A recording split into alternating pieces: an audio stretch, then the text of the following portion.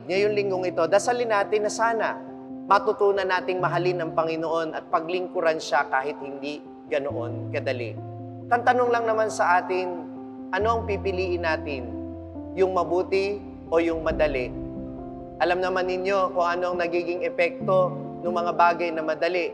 Merong mga naghahanap buhay, nanlalamang ng kapwa, nagnanakaw ng pondo na hindi naman para sa kanila. Kaya tuloy ang buong bayan napapasama. Yan ang masamang epekto ng mga bagay na madali, pero alam nating mali. Pero maraming mga Pilipino, hirap na hirap para kitain yung pambayad ng tubig at kuryente.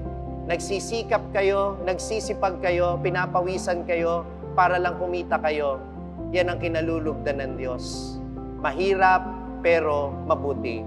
At sana sa kaligtasan natin ni ganun, huwag tayong makontento lamang na mahal tayo ng Diyos, kaya niya tayo ililigtas. At pagpapasensyahan naman tayo ng Panginoon kapag tayo ay nagkasala. Totoo naman yon. Pero sana, pagsumikapan din natin na tumugon sa kanyang pagmamahal.